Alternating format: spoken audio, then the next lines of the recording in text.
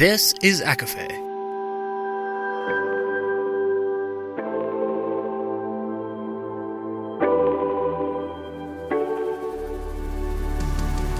Laura Marie and Jessica Marie proudly present A Court of Fandoms and Exploration, a podcast.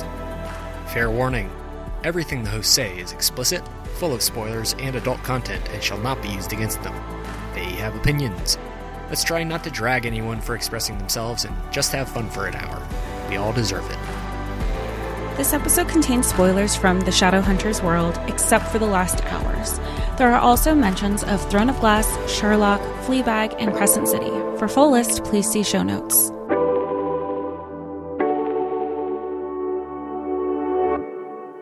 Hi, everybody, and welcome to A Court of Fandoms and Exploration, your weekly deep dive into the YA literature and fandoms that we love. I'm Laura Marie. And I'm Jessica Marie. And today we are discussing The Bane Chronicles by Cassandra Clare and Jessica Marie. I'm already excited. I know the answer to this, but just to stay consistent, we love consistency here on ACOFAE. Jessica Marie, did you cry in this book? I did. I was doing so well. I was tearing up, but I was like, nope, hold it back. The last chapter did me in. I sent you a picture. I was like, no, I was doing so well. I didn't want to spiral because I could have easily cried multiple times throughout this book, but I was like, no, and spiral in the sense that knowing how everything is interconnected. But that last chapter, and also because we read this through the audio, it hits different. It hits harder because it's a slew of voicemails and you're just in it and there with everybody. So my follow-up question to you then would be, Jessica Marie, did you expect to cry over Simon? Well, if you go back to many episodes that we have regarding Shadowhunters, no, never. And then here I was again. I was like hearing Izzy, just laying into the voicemails. And then I was already crying. I was just like casually crying. And then the Simon one, I was like, Simon did this too. Oh, they're all rallying for Alec. I love them so much. And it's funny because we're reading this. We know spoilers for the third book of the Dark Artifices. They're married. We know that they're married. So this is like, we have that background. But at the time of this book, we didn't, because this book was released in 2013. And Laura, you had looked up that the first book of the Dark Artifices, Lady Midnight, was released in 2016. So if you read these and date in the publishing order in which, like, the years that they were published, you don't know that information. So it's a lot. Everything's connecting. And as always, thank you so much for guiding me through these reading journeys with the Shadowhunters. I'm loving this order. Well, that was my third and final question to start off, was having now finished the Bane Chronicles and like really kind of have a solid background now in your Shadowhunters lore. You're up to you're in double digits of Shadowhunters books. How do you feel now about the order that we have kind of tackled everything? I love the order. I do have questions. I feel like there's always so much going on that I even I usually send you chapter updates of like where my notes are. And I'm like, this person is feeling this. Did I forget what happened? There's so many characters. I mean, we have returning characters in this one, but then we also have characters that we have yet to discuss, specifically with the last hours. We're kind of familiar with them just based on other books that we've read, like Tales from the Shadowhunter Academy and just like references and Ghosts of the Shadow Market. So I loosely know who some characters are, like James Herondale, obviously we know is Will and Tessa's son. But then to know, like, we don't know why he's so tortured, why he is inflicting a lot of pain upon himself and just kind of like carrying the burden of the world. And I was like, did I black out? There's a lot going on. We've read a lot of books. I'm not on any Shadowhunters talk or social pages because I do not want to be spoiled. So there's just a lot going on. And I always kind of checked in with you to be like, did I forget who's this person supposed to be, you know? But we haven't had any of that, and we're really grateful. My last and final, super ooper duper final question to you would be, this is an anthology. We've talked about this before in the other anthologies that we've read. Jesse said Ghost of the Shadow Market and Tales from Shadowhunter Academy. How do you feel about the different narrators here? Did they work for you? They did. I know we talked about this a little bit before we started recording, but I feel like I am on record to say I get frustrated when narrators switch during certain series because I love consistency. But I feel like with these anthologies, they've been working mostly because like they're little stories. They're different points in the life. They're different years, especially for Magnus's, because he's, you know, the joke is still going on. Oh, he's 600 years old today. He's 200 years old. He changes his age every so often. And I don't know if Cassie did that to be like, wait, I've changed the years. This is going to be my, oh, you know what? This is going to fix all my loopholes. But it works. It works. And it's fun because we see Magnus and through so many different time periods during the 1700s, during New York in the 1980s and the 1970s, also during the 1920s. So he's in America a lot, specifically New York, but clearly he needed a break from Europe. Because he just wasn't being welcomed there. And he kind of had people out for him for a while. He did. He absolutely had people out for him for a while. So the Bane Chronicles, this book, these stories are broken down into chapters. Each chapter has a title and a different narrator. And like just said, they're short. They're about an hour and a half, I think, max each. Lots of new characters, like you said, and a lot of recurring characters. I honestly am more interested in your reactions and your thoughts to these stories. So Jess, why don't you take us through chapter 1? Where is Magnus? Chapter 1. Magnus is in Peru, and it's called What Really Happened in Peru. Spoiler, we still don't know. But we get a bunch of stories about him being a pirate, him on adventures with Ragnarfell and Katarina. They're trying to, people know who they are without them saying we're downworlders essentially. But people know, people talk. And then we have a job for you. And they just say, you know what, let's go on adventures. Let's just do it. Why not? What else do we have going on in life? And you get different stories, all which you think, okay, this is the reason, because we know, again, because we've read The Dark Artifices, that Magnus can't go to Peru. So that's why Alec goes to Peru to essentially, get their son. And so you're getting these stories. You're like, okay, that's definitely going to get him kicked out of the country. It's not. And even Magnus at one point, he goes, look, I understood if you kicked me out for these other reasons, but none of those reasons are the reason you kicked me out. I just kind of want to know, because Magnus is a curious creature. But we don't find that out. Yeah, we never find out. They say it's crimes unspeakable, and though Magnus has petitioned the council many times, they have not said what he did. I love all of this stuff. We start, I think the first date is what? 1791. 1791, and then we end in 1962 in Cuzco.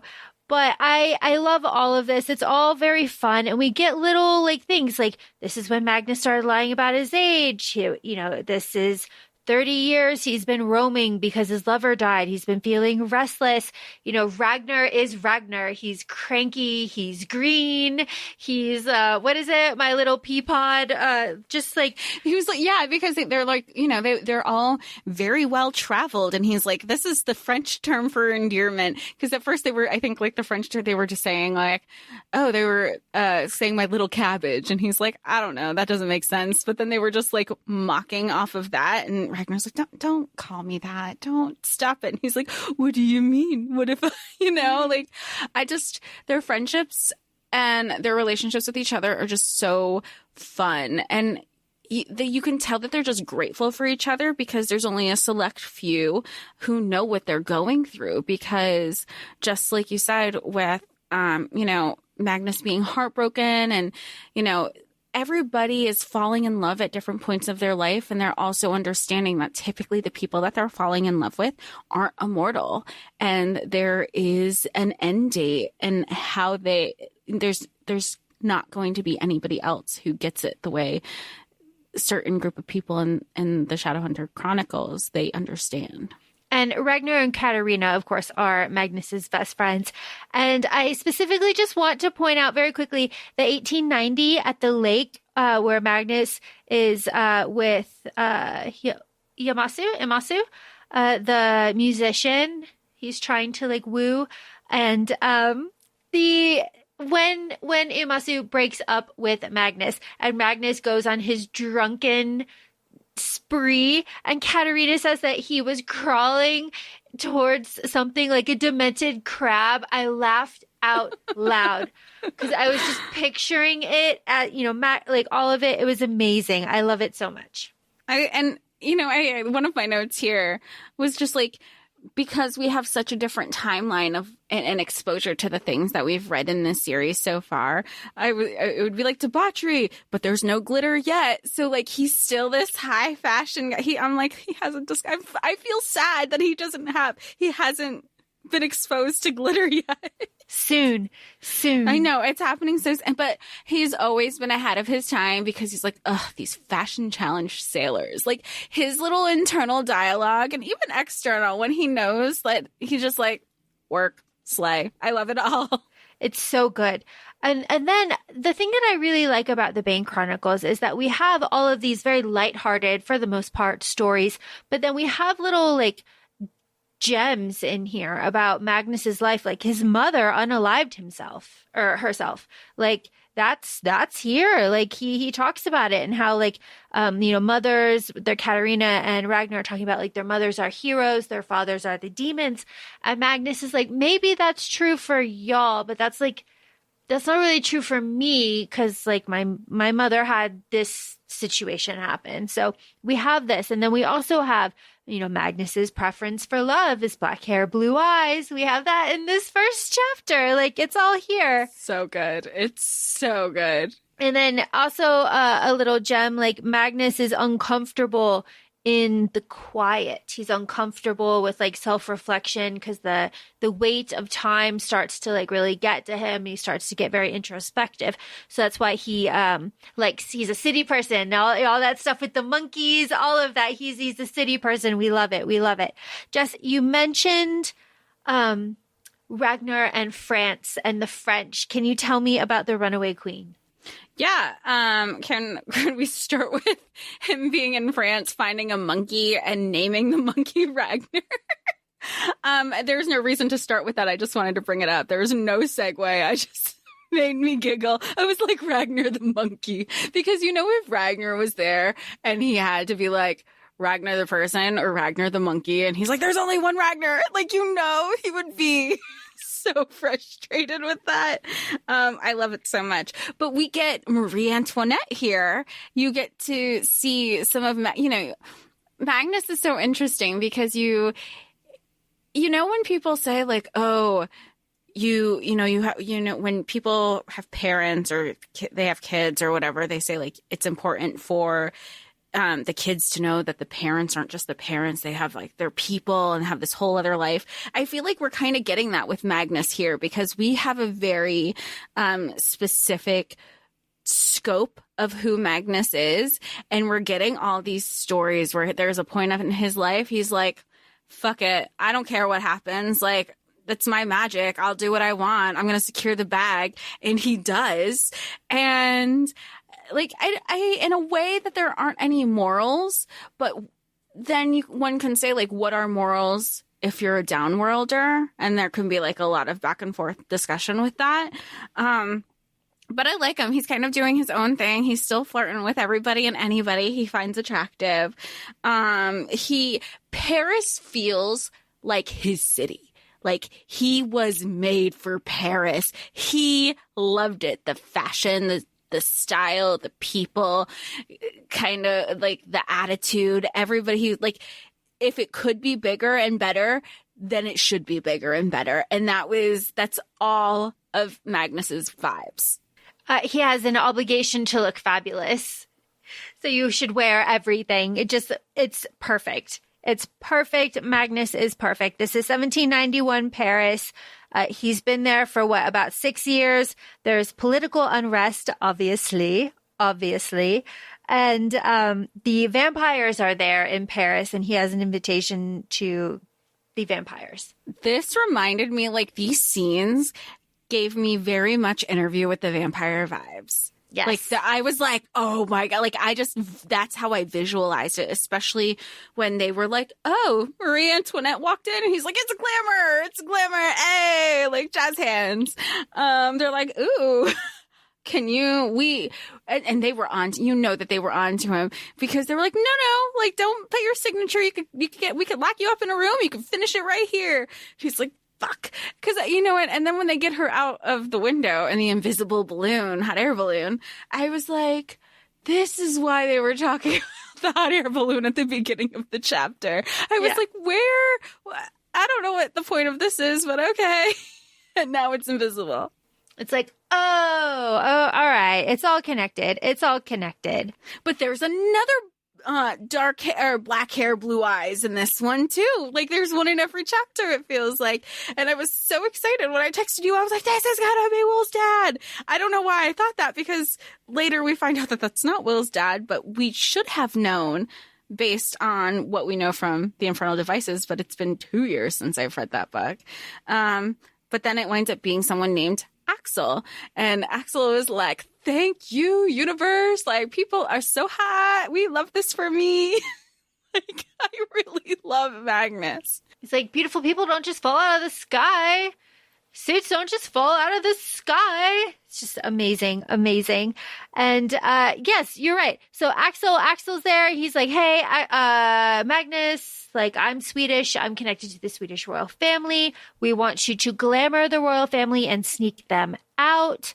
We'll get them. And Magnus is like, all right, bet. And just as you said, he enchants the balloon to come across Paris and gets them out. Very fun, very silly, very like lighthearted, but like not when you think about what happened to Marie Antoinette. And then the vampire party, Henri, and then there's like banishment. We talk about the Gray Book. And then, we love Germany. We love when he goes to Germany.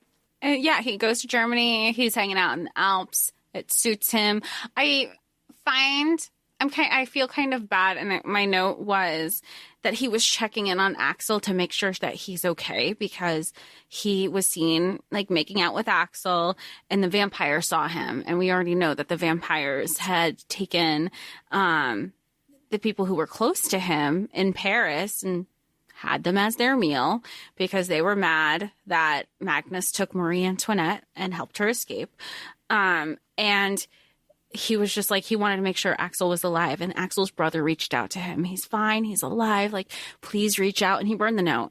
And it's just another selfless thing that Magnus did, because he knew by burning that note, it was to save somebody he cared about. He didn't want any other interaction, because that would just point everybody in that direction, and didn't want that affiliation. I love him so much. How did we feel about vampires, scones, and Edmund Herondale? This is where I started personally to start tearing up. Oh, this is another good one because I was like, we knew it was a Herondale. We love a Herondale story, but it's another origin story because it's not Will. It's his dad, and before his dad was who we have met.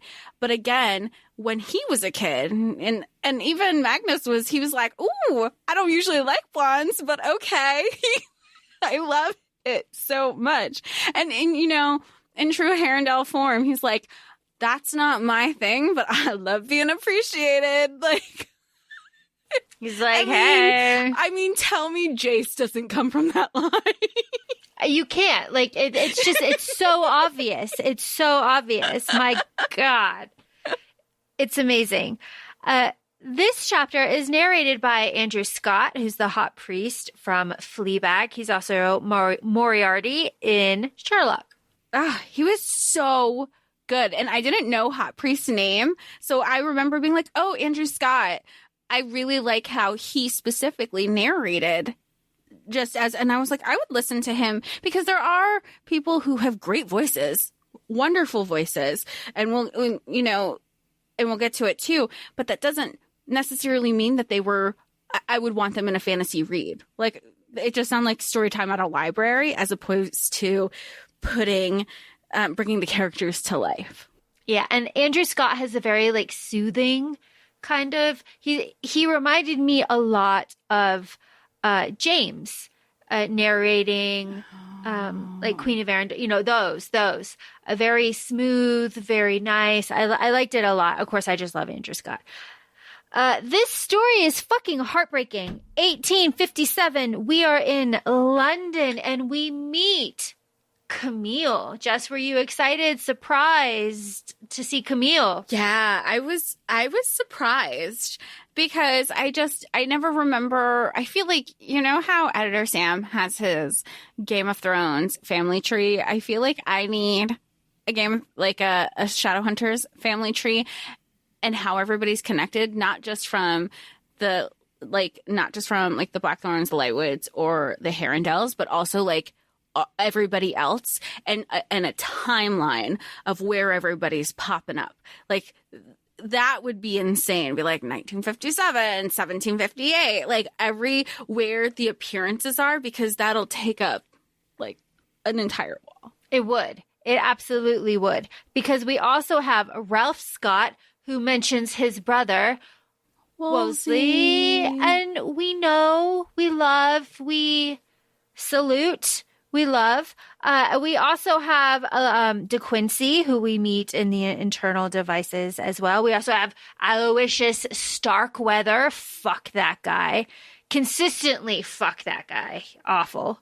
Yeah, he even says and even a Morgenstern, where Magnus was like, that's an awful name. I was Terrible like, you don't even know it. You don't even know. You don't know, but it's awful.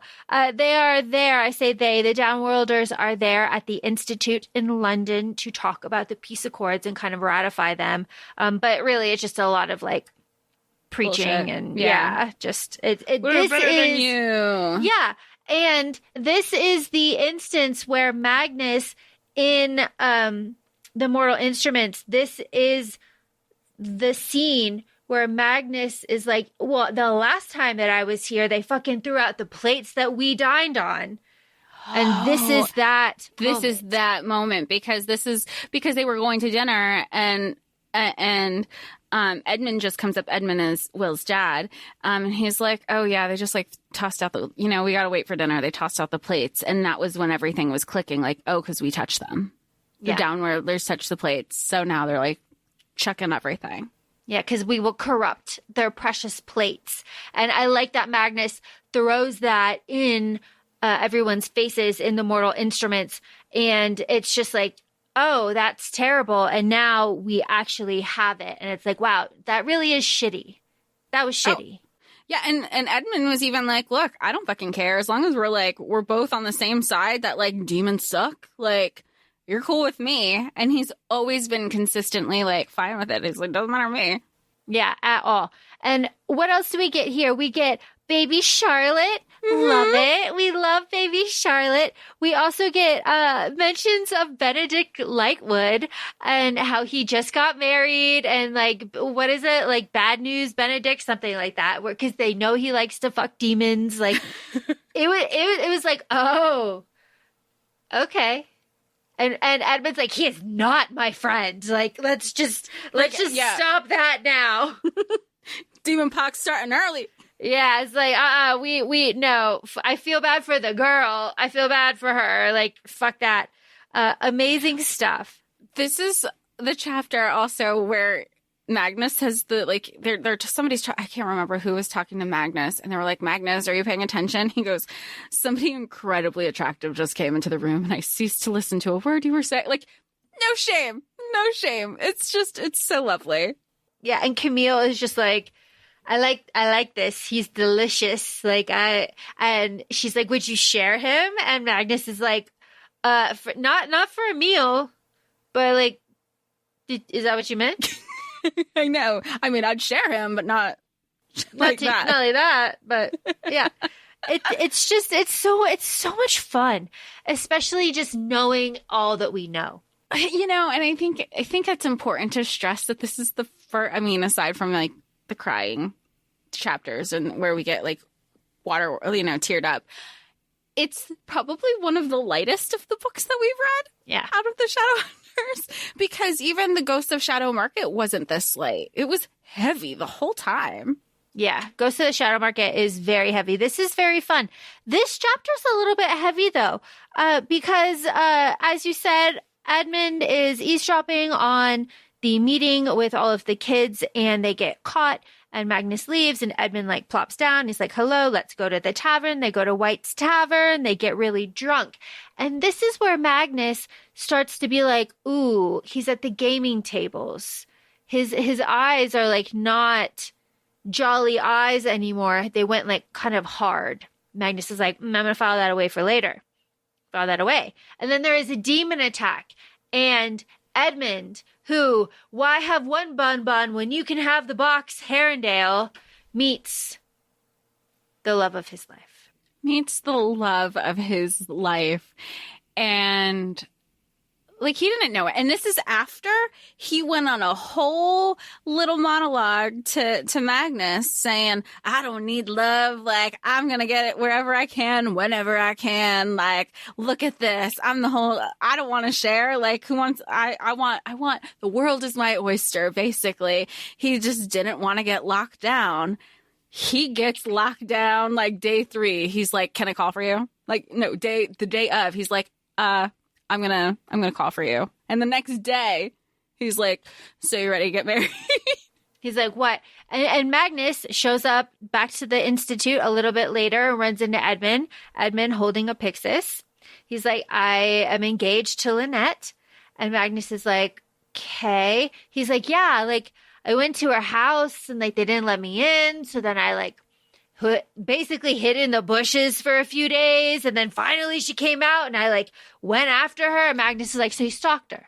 You stalked this poor woman? He's like, it worked. We're engaged.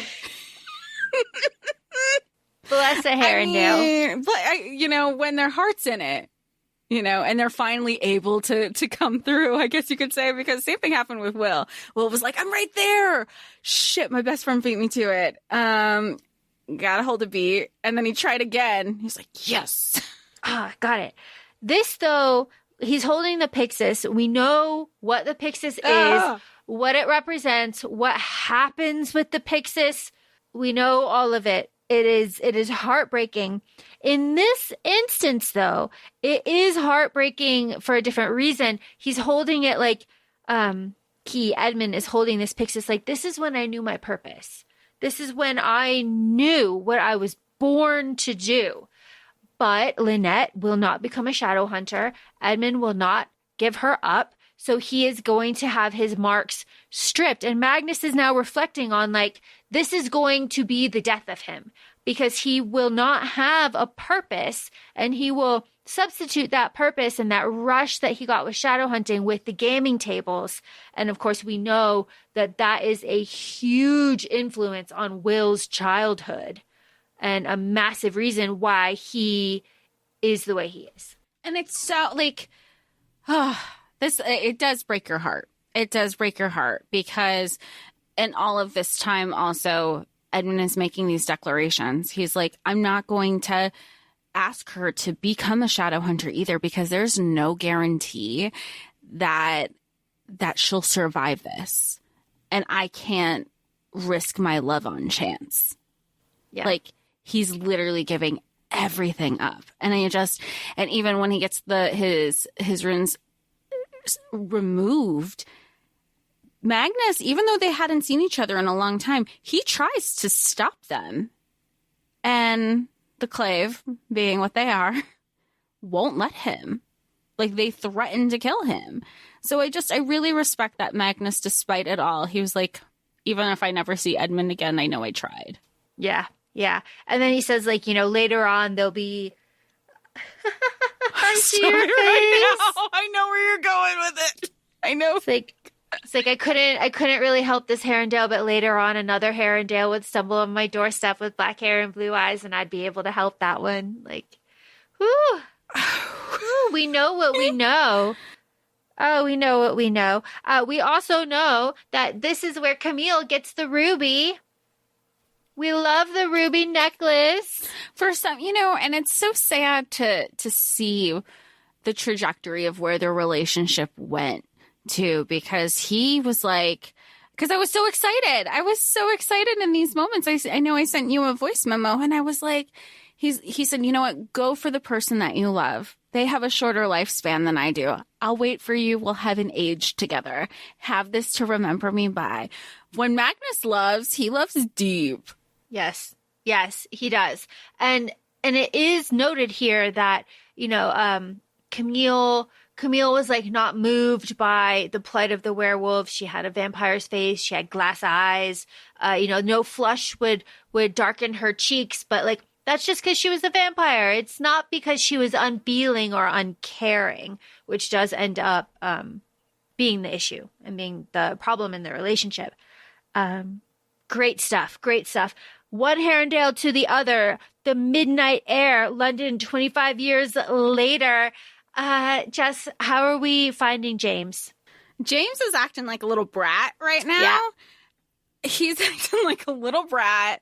He's acting like, my shit don't stink. I can do whatever I want. I'm invincible. Because he's on like a little drunk binge.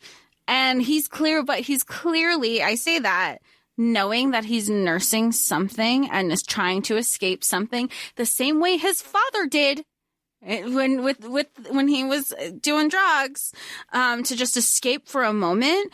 And it's just, nobody knows why, because even when like Tessa and Magnus and Will and Jem, like they're like, I can't put my finger on it. At least with Will, we knew where some of this came from. We understood like him being a kid and not having love from his parents because he ran away. Like we know the sadness and the backstory that comes with Will Herondale. I'm not going to spiral.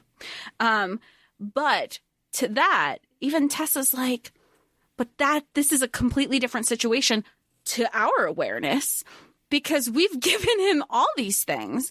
Even when he's kicked out of school, they were like, no, they were a shitty school to begin with. It's not a you thing. It's always been a them thing. Like this isn't, and that's just with the bare minimum knowledge that I know of from the last hours. So I like that Magnus finds a drunk James. Say, I think it's great. He's like, oh, this is your son? The one who's been like telling the ducks he is their king? Like, it's so good. Drunkenly shooting at chandeliers. Like, choo-choo. I love it. Taking cops' hats, turning into shadows. Magnus is like, oh, okay. All right. Good to know. And yeah, you're right. Ducks embrace me as your king. It's good. We get a glint of a bracelet on his wrist. Not mentioned again. Good to know. What is mentioned again is that when James falls into the river after the ducks, he didn't make an effort to like get out. he didn't make an effort to save himself. Magnus had to go like physically get him. And that's when James is like, no, I'm damned. Like, I am damned. So like, Jess, as you're saying, like, we don't know what's going on, but like, fuck, something is going on. What's going on? Yeah, and I think, and Magnus was hoping that he would be the one to break through it. And there was a small point that he almost does. And then he makes a comment that hardens James up again. And Magnus is like, fuck, I was so close. Because he's like, he turned away from me and hardened. Like, he knew, so he knows, and we as the reader know, something's going on there. We don't know what. Well, I don't know what. You know what. But it'll be interesting to see how we find out that information, what it is. And Magnus is also trying to click away because we later meet a Grace in this chapter, and he's trying to wonder if she has something to do with it, but he knows that it's not his secret to tell, just like when Will confided in Magnus with information from the infernal devices, that it wasn't for Magnus to say any of that information, that was for Will. And, you know, he's trying to create that safe space for James as well. These are all my assumptions. I don't know. No, I haven't read the... So I just want... You're doing very well. You're doing very well. Magnus very gracefully, as you said, Jess, takes James back to the London Institute. Here we see Bridget. We see Tessa, and she calls for Jem, obviously. Get the Silent Brothers. You mean call for Jem? You mean call for Jem? Yeah, obviously. Obviously. The London Institute is redecorating, just like little details. I just love these like little details. But Magnus, actually, Magnus is like, Will, like, I haven't talked to you in so long. And Will's like, what about my letters, my guy? What about my letters? I like that because again, this is the 1800s, so we only have one form of correspondence. And they were like, he's like, I haven't heard from you. And they were like, I haven't heard from you. And that's when they find out that the New York Institute had been withholding the letters that were supposed to be delivered to Magnus. So they were like, okay, we got it. I like that this was their reconnection, because you can tell that they were both trying to have some sort of communication. And obviously they do eventually, and that friendship is continued with Magnus and Tessa still being friends to this day. To this day. I was going to say Magnus hitting on Will. Oh my God, Magnus hitting on Will. Just, of course, how could you not hit on Will? That's just... You stop flirting with my husband. Magnus, no. No. No. No. Fair. I shall not. It's fair, so Magnus. Like, good God. Whew. My gosh. And then, of course, Jem shows up. Of course, we love Jem. And, of course, the triangle is the strongest shape. Yeah, I know. That's our new favorite quote. Triangle is the strongest shape. Yes, Jem. Yes, you can play the violin. It's ready for you. Stop. My heart in cracking in two. Right where you left it in the music room. Ah. Stop. God damn it. We have mention of the Scarlet Thread theory. But we have Tatiana. We have Tatiana, who has called for Magnus. She wants him to do magic. She wants Magnus to essentially spell grace. That is what gets Magnus to Lightwood Manor, where Benedict was a worm. It's hard to say with a straight face. I mean, I feel like I'm going to reread the Clockwork Princess, and I'm going to be like, oh, that's right, he was a worm. He really turned into a... It's one of those things that you think you read it wrong and you don't. Yeah, you don't know. Gabriel is a light worm, right? And they say, like, you know, Gabriel and Gideon, like, clawed their way back into respectability through, like, good behavior and shit. And Tatiana did not. Tatiana's fucking crazy. Let's just call it what it is. Lightwood Manor, I'm just going to say complete disrepair. Utter disrepair. Nothing has happened to it since Benedict was killed by Will, Tessa, Jem, Gideon, and Gabriel. Well, and Magnus explains the state the house is in. The blood is still there.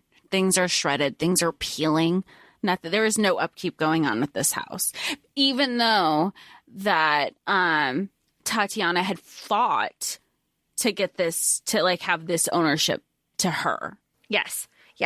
And finally, Magnus is like, okay, hi, Tatiana. Everyone says you're like fucking nuts, fucking crazy. I think Will says, mad as a mouse. It's like mad as a mouse in a tea kettle or something like that.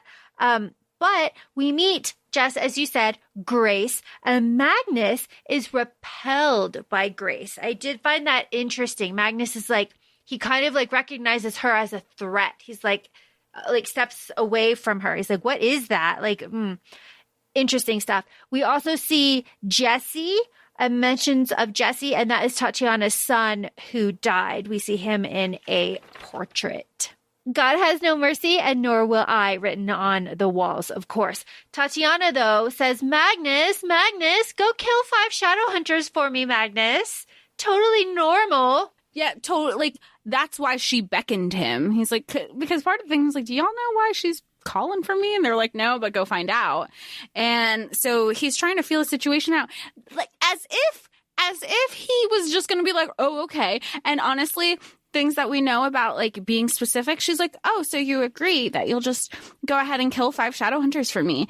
And you're like, okay, well, my first, like, how about you give me the names of the 5 Shadowhunters first, and then we'll talk. Yeah, it's like, Tatiana, what? Well, and then she's like, do you know you're a Shadowhunter, right? And she's like, I denounce being a Shadowhunter. I am not a Shadowhunter. He goes, are you a lampshade? Like, what do you think you are, girl? Yeah, and she's like, why aren't you going to do this? He's like, why do you think I would do this? She's like, why for money. Yeah, and that just shows where her mind is, that it's always been about finances, which makes sense because even in her, like the things that she's like, I have been raised a certain way, groomed a certain way, and now I have nothing to my name. I did everything by the book, and these are the people who failed me. I did everything that they told me to do, and here is the position that I'm in. So like, you assume that she's going to be like, A, B, C, D, and E, like get these people, because now she is an angry person. Yeah, but no, it just shuts down. And then Grace is like, and Magnus is like, do you need help? Do you need help? I will help you. And Grace has a knife, and Grace is like, I do not need help. Yeah, she threatened him, and he was scared. He was scared. Yeah, he's like, okay. Well, you know what? I'm going to do? I'm not going to tell Will and Tessa about Grace because, not my business. I am, though, going to get the fuck out of here. I'm going to go to New York.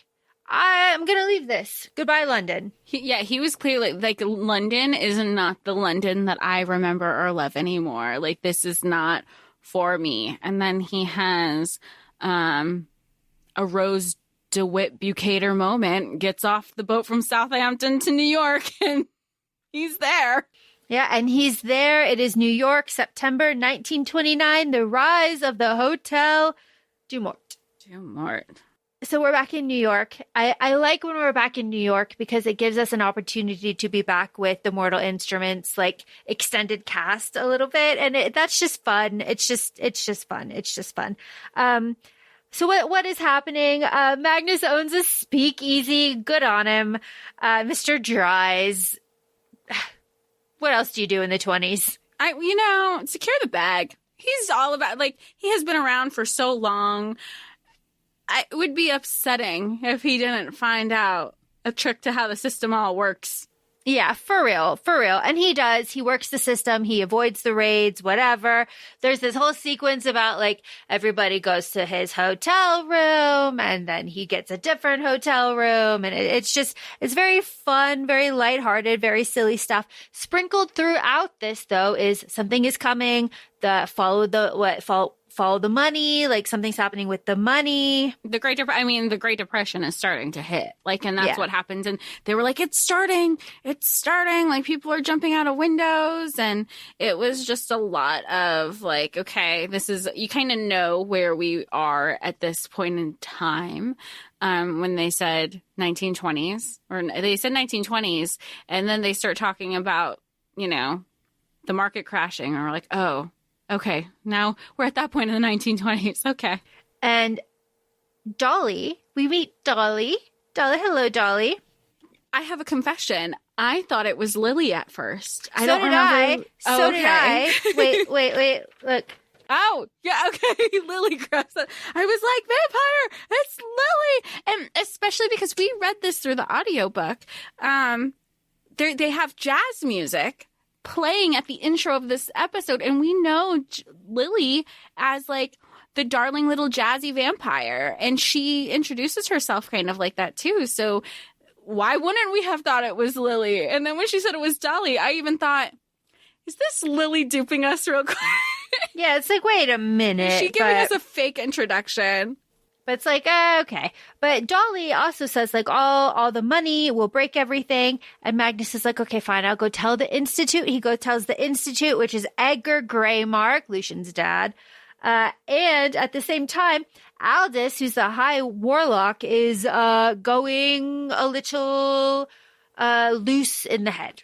These Shadowhunter leaders, these old white men, yes, of Shadowhunter Life, how are they? I mean, obviously, Cassie did that intentionally because, oh, what a headache they are, to say the least. What a headache they are, to say the least. So we have the Hotel du Mort. There are lights in the sky. It's October 29th. Albus is 2,000 years old, and he wants to go to Pandemonium. He's got it into his head that he can no longer be on Earth. He needs to go back to the place where he truly belongs, where they all came from. He needs to go back to hell. So he opens a big fucking portal. And he tries to send everybody to hell. There's lights in the sky. And everything comes crashing down. There's arrows being shot. This is interesting because, like, from here, we get references to Aldous opening the portal later on in this book as just like, oh my God, remember the last time we were here and Aldous tried to open that fucking portal? Like, you can still see the fucking char marks in the floor. Like, it's just funny. But we have all of that here. And I like that, it's like Dolly and Camille. Again, we have a little like sprinkling of what is going on. I thought the funny part of this chapter was they go, I thought my invitation to New Jersey was the worst invite that I could receive. The shade. It made me laugh so hard. You have no idea. And I was like, hey, only people from New Jersey can say that. Yeah, it's like, hey, that's mean. Jeez, Magnus. But I like that Cassie's in on the joke too. So. Oh, absolutely. Absolutely. If we want to talk about having a little chuckle, I got a little chuckle at Saving Rafael Santiago chapter, the next chapter, because Michael Trevino is the narrator, and you know what? He's just always going to be Tyler, and Tyler sucks, and it is hard to separate them, but he did a good job here. That's what I was going to say. I think he did a good job. I think it also goes back to something that you had said in our Shadow and Bone episode, specifically to the Netflix series season 1, how Ben Barnes is so good with a cape, and anybody just general who has done, worked in paranormal fantasy genre, that kind of translates into other realms of their work. It makes it easier to take on other fantasy roles. Like, you could kind of, it's just easier, I guess. And that's why I feel like that's why he did so well narrating. Like, I looked on Audible to see if he narrates anything else, and he doesn't. It's only this chapter. But I think because he's done the Vampire Diaries and the originals, it's not like, okay, let me just read this word for word. Like, I don't know. I think he can do well in a fantasy genre if people gave him a second. Yeah, he was good. So Michael Trevino, get yourself a job if you decide to listen to this episode. Yeah, for real. Michael Trevino, you killed it here. What is here? Here is 1953, New York, and Magnus is a private eye. He's a private eye. Very fun. There is a problem in this chapter in the audio, just from a technical issue. There are repeated paragraphs in the very beginning, describing, who is it? Guadalupe who comes in? Yeah, Raphael's mom. The way it's just like a repetition. It's just like sloppy audio. So that's like an editor's. It's an editor thing. Yeah, okay. It's not Michael's fault. You know, it's sloppy editing. I just thought I would be a bitch and point that out here because it bothered me. It bothered me, but whatever. Save my son, Raphael. He's 15. He started hanging out with older boys, and they went missing because there's a vampire there hunting children. Magnus cannot let that stand, of course. Of course he can't. And neither can the other Downworlders, because it's been an unspoken/spoken rule that like children are off limits when it comes to who their victims are, I guess to say, for lack of a better word, for vampires. But then you find out that the vampire involved with the kidnapping is like, oh yeah, but like kid blood is just so pure and so sweet, and it's just like yum yum yum. Yeah, and that person is Louis Karstein, who's a Hungarian vampire. Who's gross. It's also worth noting that Magnus is in love with Edda during this time, and they are together. Magnus goes to the Hotel du Mort because that's where Louis is, obviously. And Weird runs in. Basically, all of this chapter is all of that to find Raphael. This is Raphael's origin story. It's another origin story that we get in the Bane Chronicles. Now, if you listeners go back and listen to our Mortal Instruments episodes, which I encourage you to do, they're very good. I did ask Jess if she likes Raphael, and she was like, yeah, I mean, like, he's fine. Like, I couldn't remember. I was like, that sounds about right. It's like, you're like, I'm not like super attached. He's fun, I guess. Maybe we'll get to know him like more. And I was like, will we? Haha.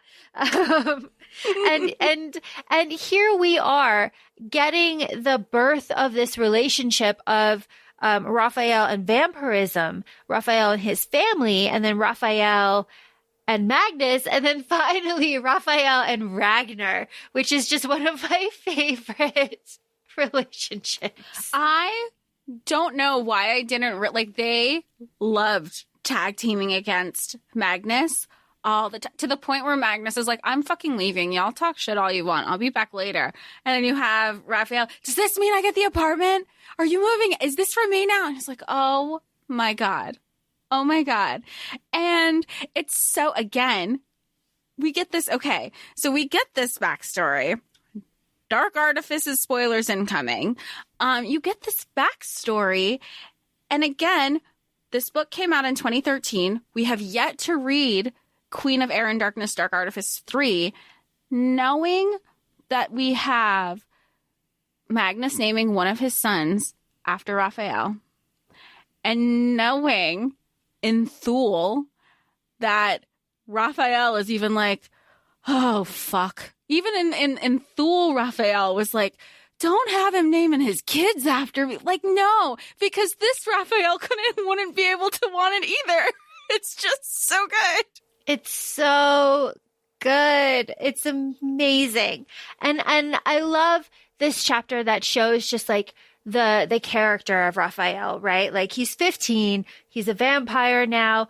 And Magnus takes him home. He's like, I can't like leave you here. Like, you're coming home with me. And he basically like helps him learn how to wear a cross, walk on consecrated ground, control his hunger, control everything, so that he can be around his family and have complete certainty that he will not hurt them. And it's it's just so great. We also have here Magnus saying that he would never have a roommate again. He would always have a cat, and that cat would always get a birthday party.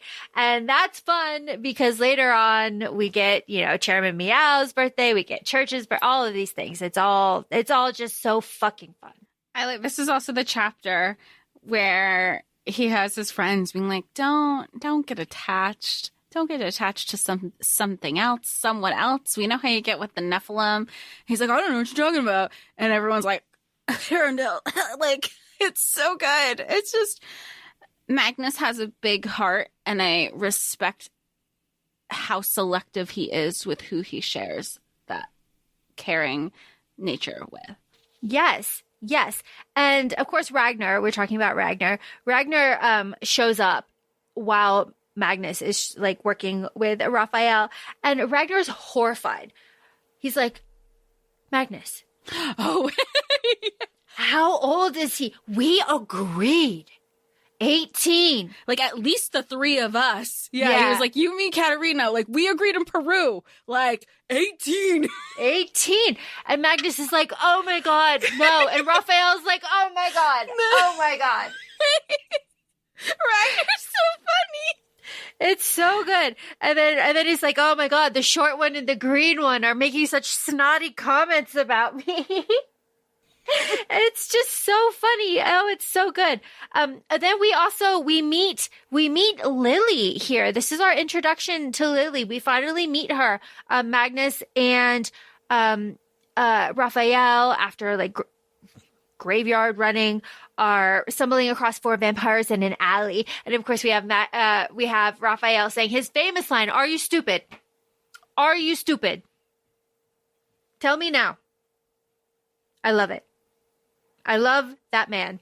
Up until, okay, I guess I'll say, like, the first time that you read this, we find out that Lily kills the vampire that sired Raphael. In this moment, did you think, prior to that, but when we found Raphael, did you think at some point, because he goes, oh, he turned to ash, did you think that Raphael maybe had killed him, the sire? Because Magnus is under that impression too. He goes, I've never heard of a baby vamp overcoming their, like, suppressing their hunger to feed to kill their sire. Like, this is unheard of. And I was like, damn. Yeah. No, I also did. So then I was like, oh, okay. And then that makes their connection a little bit more, makes more sense. And then how Lily eventually falls head over heels in love with him. Like, I love them. I love them. She's going through it. That girl is still, and I say she's still going through it because we don't have the next fucking book of the Wicked Powers. No, we do not. So she's still going through it in my mind. She's still going through it. But Guadalupe and all of Raphael's brothers are going to stop going through it because Raphael shows up to Guadalupe and she just stares at him, and Raphael's eyes are tearing up, but he's not going to let the tears fall because the tears will be blood.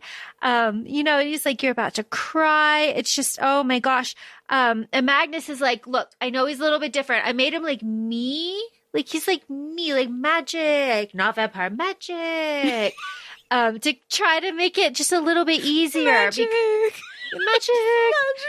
Not vampires, because she can believe that if it's magic, that his soul is not damned. And of course, this chapter is all about the soul and how important a soul is to Guadalupe, but also like what a soul means to Magnus and what a soul means to Raphael.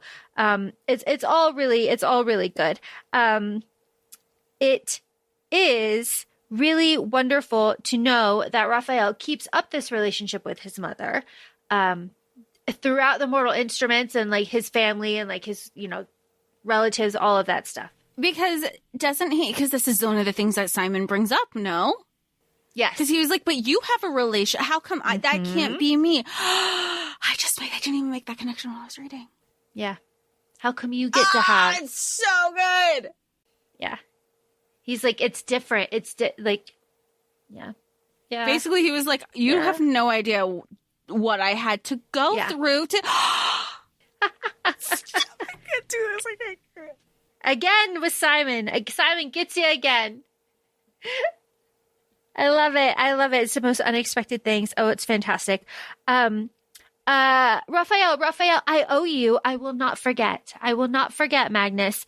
You saved me, and Magnus adamantly believes that Raphael saved himself and that he becomes Camille's second in command very quickly.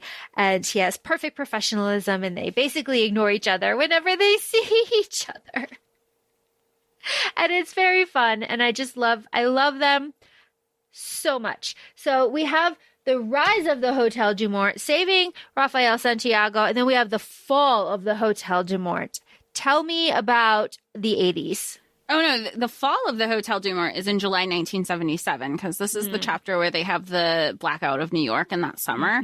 They were really specific about the date, because I was just like, and then I went in and I go, oh, Cassie really went in. It wasn't just like a random, I should know better. There's a method to all of her madness.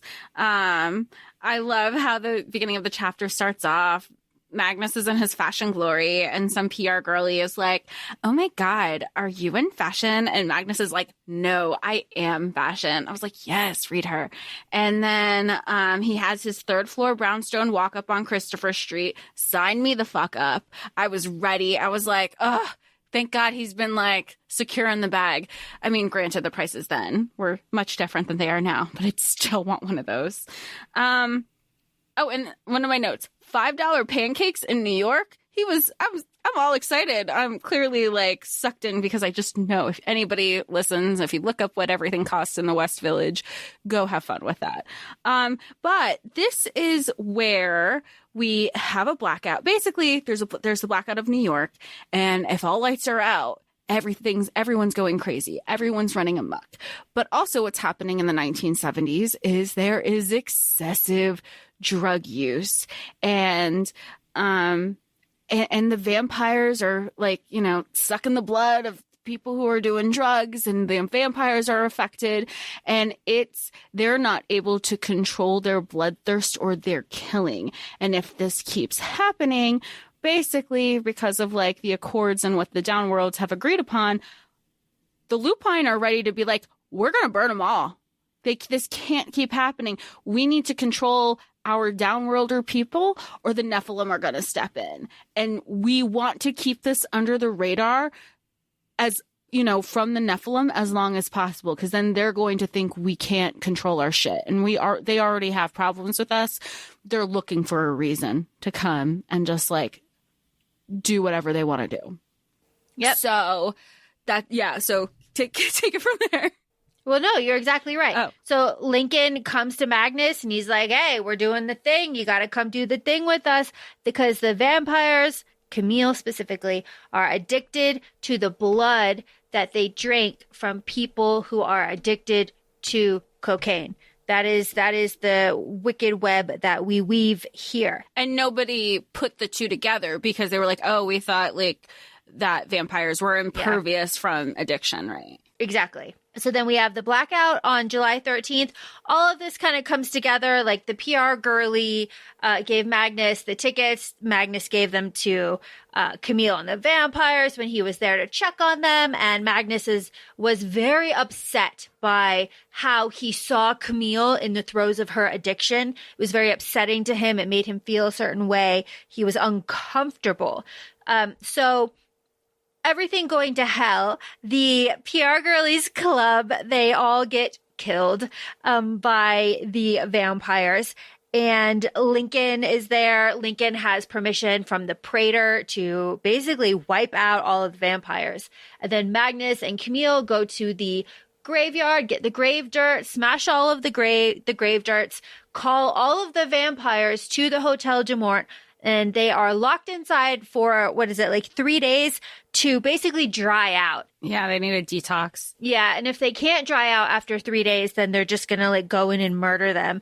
But they do, most of them, obviously, but most of them do dry out. Camille is there. Camille is like, Magnus, pick me up, help me walk around. I need to look strong. I am the leader.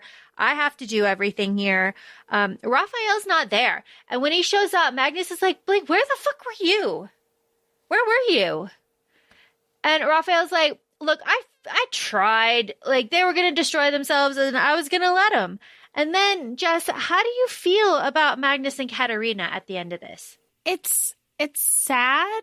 I'm sad because I'm thinking of Camille. I appreciate him, Magnus and Katarina have gone through a lot of stuff together. And she's trying to tell him that she can, she's like, I don't think it's a good idea. Because Magnus wants her to take his memory of seeing the state that Camille was in. And he has loved Camille. They were kind of, I want to say star-crossed lovers in a way. They always just kind of had an attraction towards each other. And I think there was something in Magnus's mind that at some point in their immortal lives that they would get together. But him seeing her in this kind of like drug-dependent, hazy state and murderous state too, because she had no control. It was something that he wanted to forget. And he's been toying around with memory loss and stuff. And he asked Katarina to do this spell on him. I think it's very funny. Katarina's like, you've been here for 2 weeks. You didn't tell me, because all that part is true. Because he's like, I have been here for 2 weeks and I didn't fucking tell her. And she's like, you owe me and you're in trouble.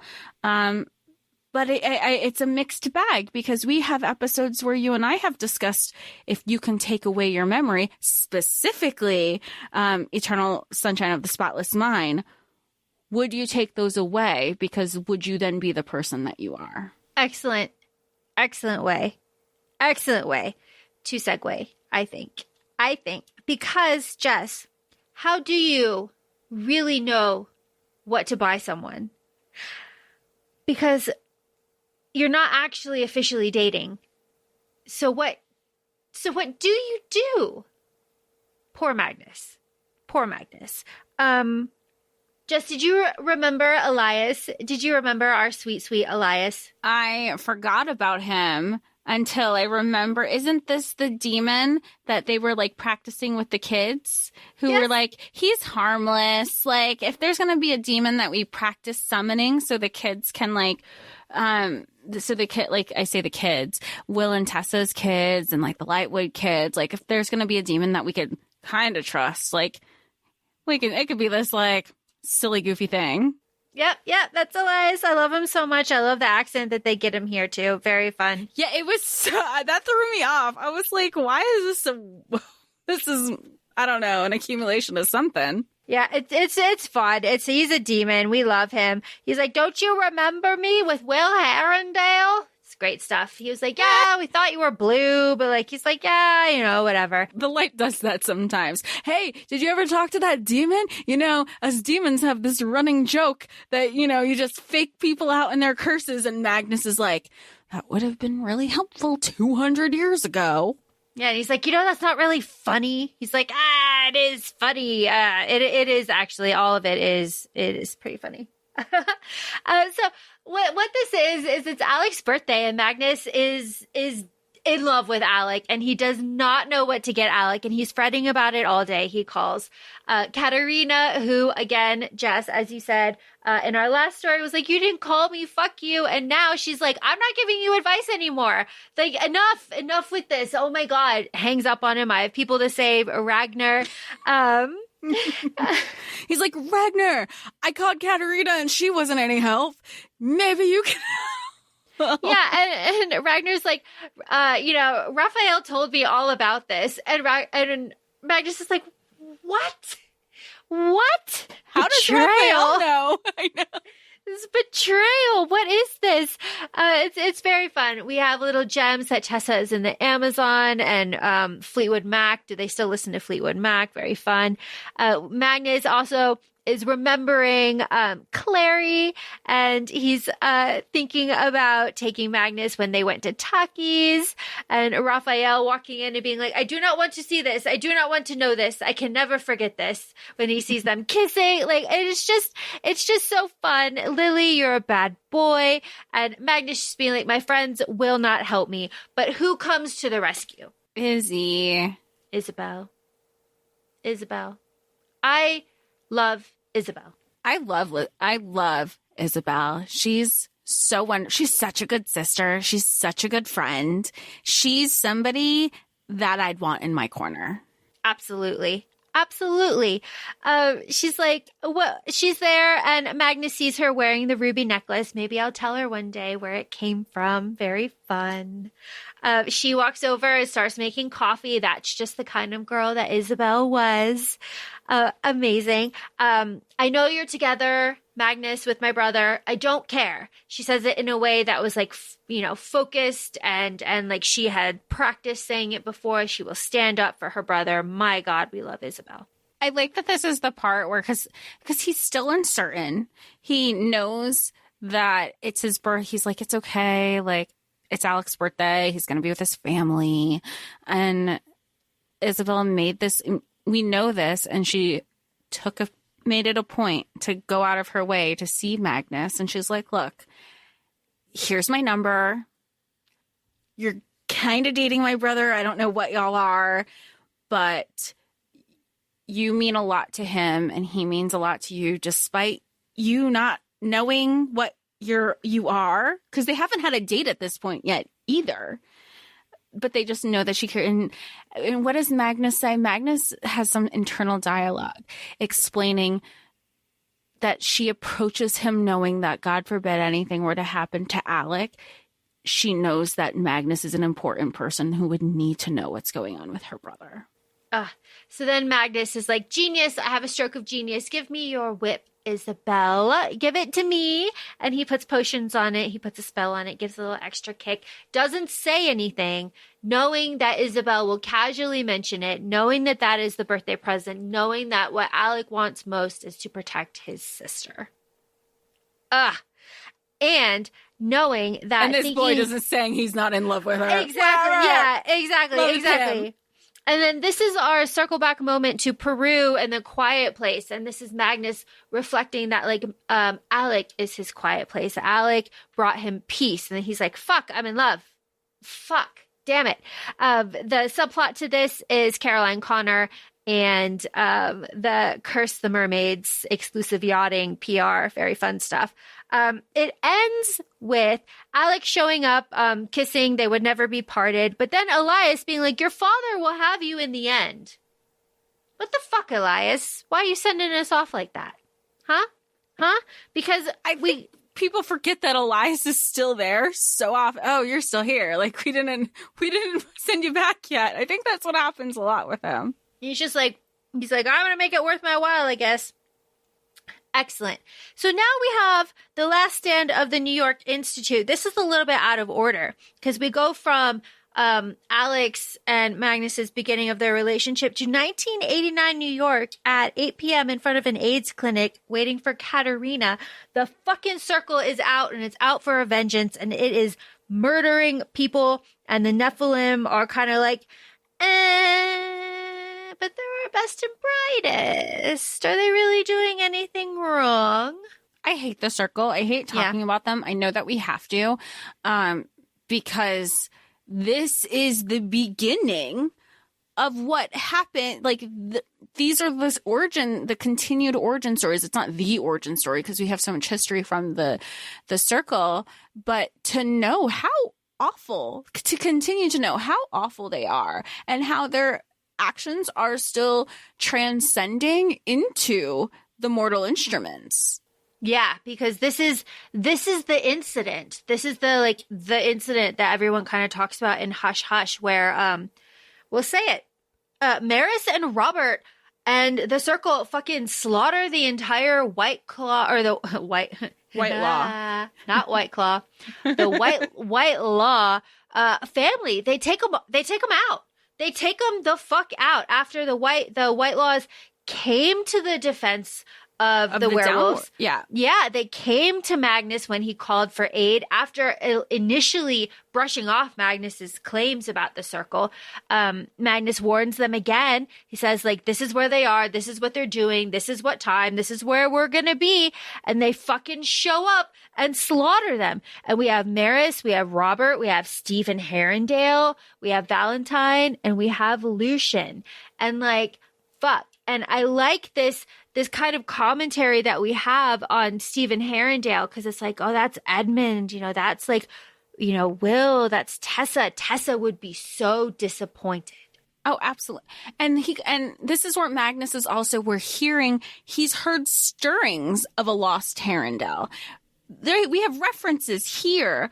And then they're like, okay, this is the one that this must be from that other line that we're still kind of fuzzy on. But it's definitely not my Herondales. Yeah, it's definitely not. And in a flash forward in one of the chapters, it might be later in this one. Because this is 1989. And at the end of this chapter, it flashes to 1993. She goes, that's not my Herondale. He might be, but that is not mine. That is not my line. And Tessa denounces him in a way. Yeah. Oh, it's bad. It's bad. Every time I see Valentine, I get chills, because you just know that he is a horrifying, charismatic leader. He is fucking blinding that 12-year-old werewolf girl, and is really, really horrible. And he stabs Magnus in the back. This is backstory that we did not know. We did not know this. I do not remember Maris and Robert and all of them slaughtering the Whitelaws like this. Yeah, it always felt like Maris and Robert, they were just kind of complicit because they were there, but I didn't know that they were taking physical actions as well. Yeah, they were active as fuck. Really awful. But then we have the cover up.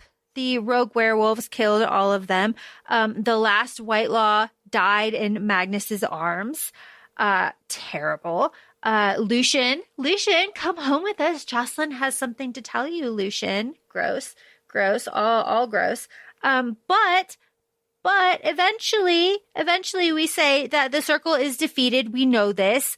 They circle it back. They blame it on Downworld. And then this is where the Lightwoods and Hodge go to New York. And this is where we have the beginning of the Mortal Instruments. The Mortal Cup is lost. And then this is plus 2 years, 1993. Jess, what happens in 93? Jocelyn Morgenstern / Fairchild shows the fuck up to Magnus and Tessa's doorstep. They're having movie night. They're besties. They're watching Pride and Prejudice. And it's 1993, so we know what version that is. Mm-hmm. And they're just being besties. I'm not going to dive into it because this is another part where I started spiraling.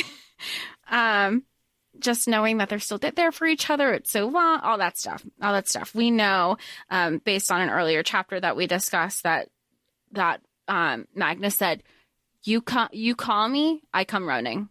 That is what he said. Him and Tessa are best friends. So Jocelyn shows up and they're like, woo, the food is here. It's not the food. It's Jocelyn. And he's like, if it's not the monster of the bride, goes to shut the door in her face because exactly.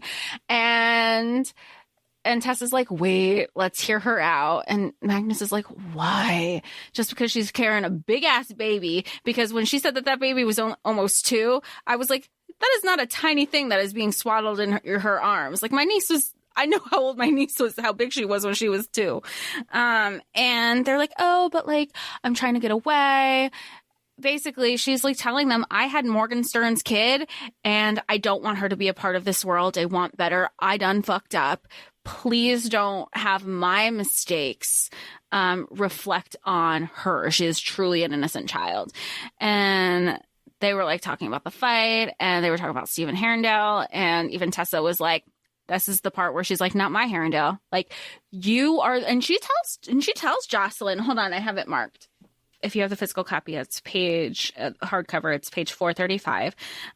Jocelyn and Tessa are talking, and Jocelyn says, like, Stephen Herondale was my friend, because she finds out that she's talking to Tessa Herondale.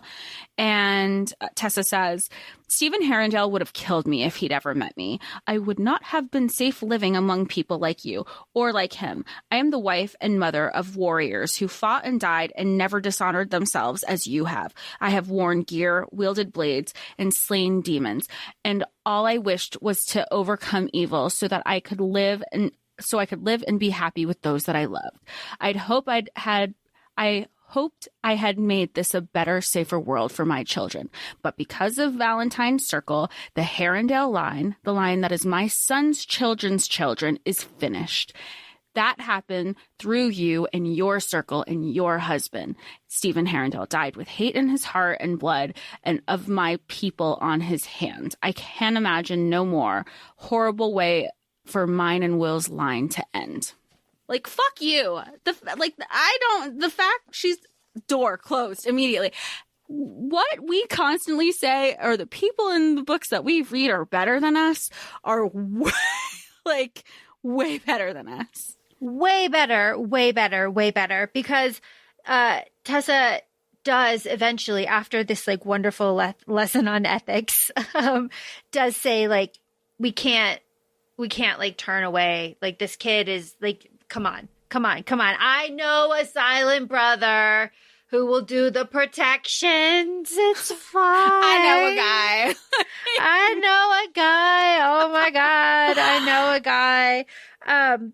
But, and then of course, like Frey, Fairchild, we combined, all make your gray. own name. Right. Yeah. And then she chooses like herself.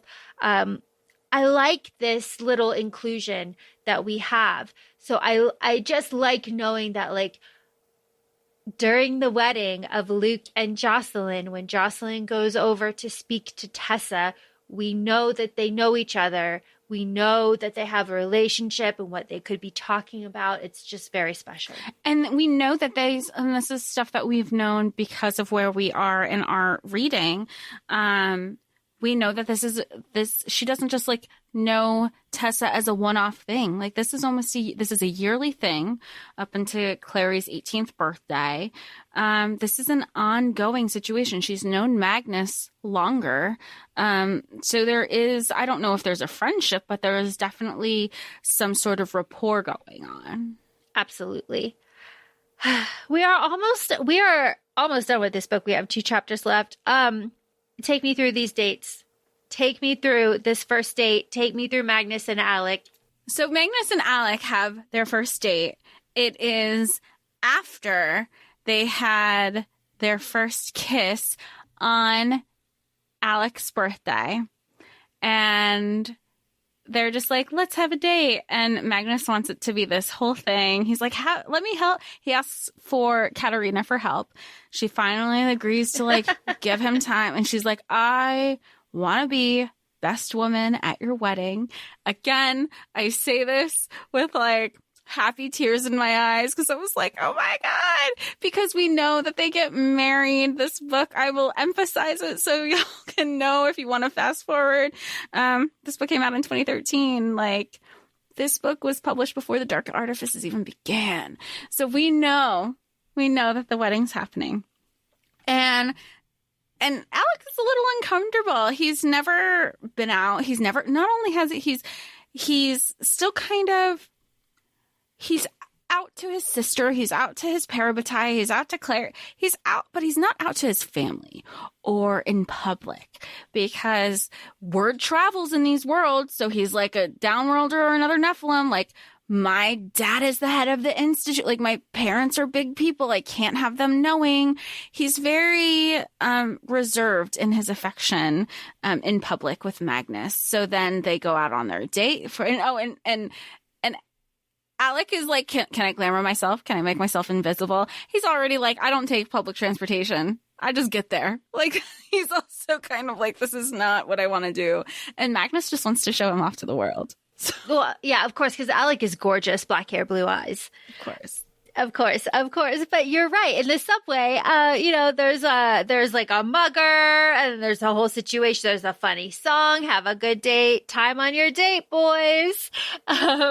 Oh, what about the pickpocketer that like Alec kind of threw on the ground? He's like, my bad. I didn't know you were a ninja. Like, you're dating a ninja? Oh my God. It's just funny. Luigi, at the dinner, they make the Ethiopian too spicy werewolf rights. just things keep happening. What does happen though is Katerina calls and Magnus is like, all right, awesome. I'm going to get out of this terrible date. She's doing what I asked her to do. Katerina's like, no, there's actually a fucking emergency. Bring your gorgeous shadow hunter. Like, go. Well, and it's so because Magnus is like, maybe I just kind of romanticized this in my head. Like, they're both feeling like this is a really awkward first date. They're both like, I really like this guy, but like this date sucks. And they had like a go-to plan. And so she's like, bring the boy, bring the shadow hunter. And then when Alec got invited to go, he goes, oh, I thought that was just, oh, okay. Like, I thought that was just your gimmick to get out of this really bad date. It's like, oh, no, because there's a young werewolf that's changing on the street at a bar, and Lucian can't go because Lucian is in the hospital with one of his loved ones. That's Jocelyn, so that puts us, in our timeline. So Magnus and Alec go to the bar. There is a young girl and her friend. What's her friend's name? Is it Adrian and Adrian's the friend. Marcy is the werewolf. Marcy. The werewolf. Yeah. I couldn't read my note. It looks like Murray. Marcy. Yes. Marcy convinced her to go out. She's changing. It's a whole situation.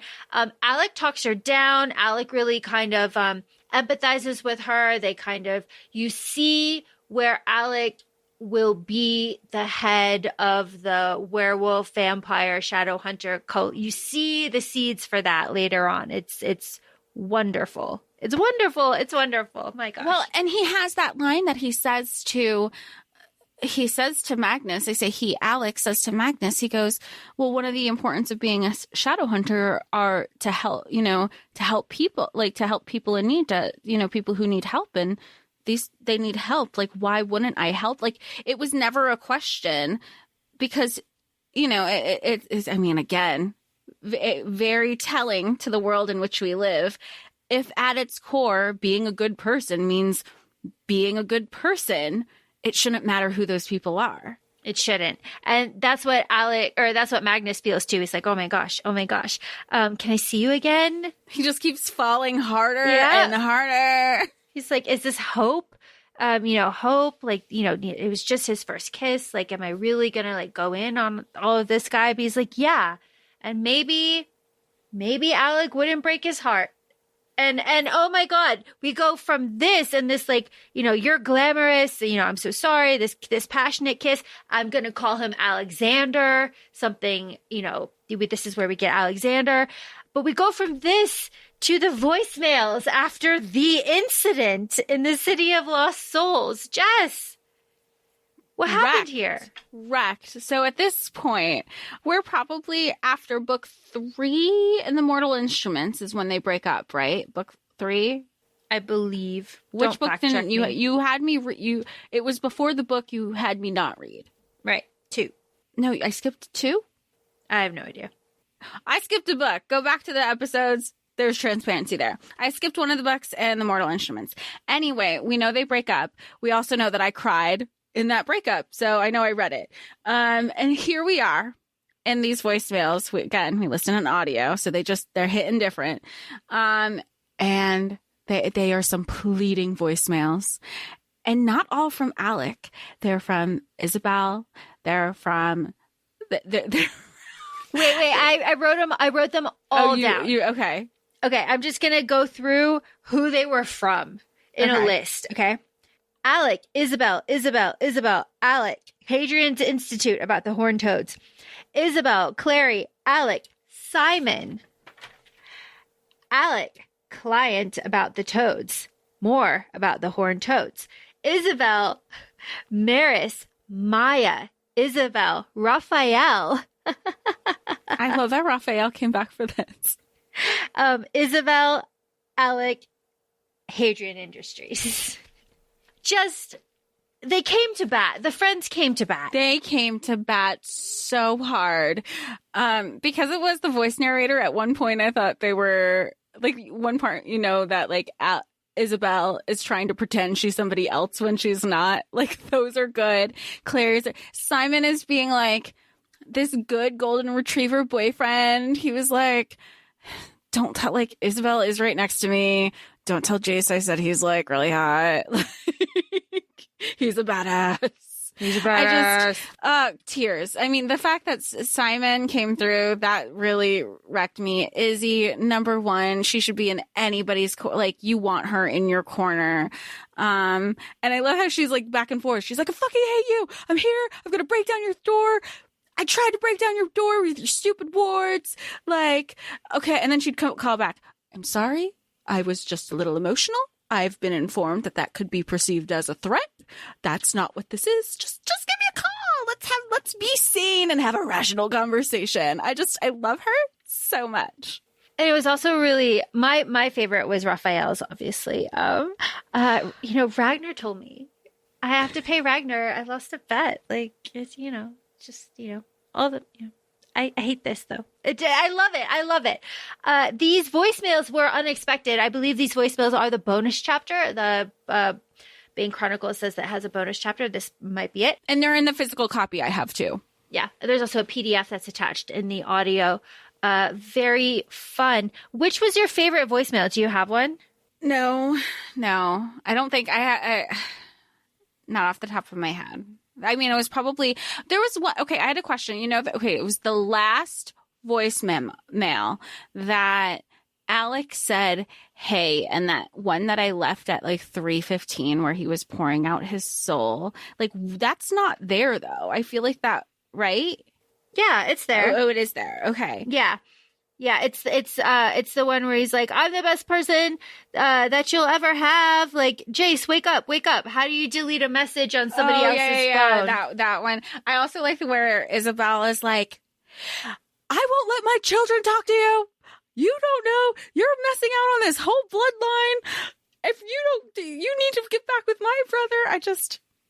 I every time there's a new person, I'm like, Magnus. I love Magnus. I love Simon. I love Izzy. I love all of them. They bring such a special dynamic. And when we talk about found family being one of our top 3 favorite tropes, I think easily between the two of us, I think, and one of the things that we always talk about is showing and not telling. This series is a perfect example of that, and that I believe it. Like, it's stuff like this that I'm like, yeah. What was yours? I guess, okay. My favorite voicemail would be Raphael's, but I do love the sincerity of all of Alec's voicemails, and then the rage emotional of just the one, because you don't see that side a lot of Alec. Just the like pure emotional side. And it was nice. It was nice to just know that like he's really hung up on a boy and it's really affecting him, and he's going through this breakup, and we know what this breakup was. That's the other thing. It was Alec going to Camille about becoming immortal and like maybe being with Magnus forever. And it's just like, well, yeah, that's gonna really get to Magnus. Like, first of all, everyone leaves him. No one wants to live with him. That's what Magnus says. They all leave him. You're going to Camille to learn about me, Magnus. You're going to Camille to talk about me. And then you're thinking about becoming immortal to be with me forever. You're 18. Like, you don't, like, come on. So knowing all of that, you're like, okay, Magnus, like I see where your head was during this, but then we see all of these other voicemails and you're just like, oh, but we know it's happily. And we also know that these voicemails, well, we can assume that Magnus never heard them, because the final line at the end of the voicemail, they were like, these voicemails are really difficult to retrieve. They were retrieved from a broken device, like a broken magical device set magically on fire. Magic. So it was like really hard to come by these. So we know that Magnus, he was just as hurt. We know that he was breaking too. Oh, I'm going to cry. So That is the end. We have reached the end. I think the question I think to ask is just, do you like Shadowhunters? I love Shadowhunters. Honestly, it's like,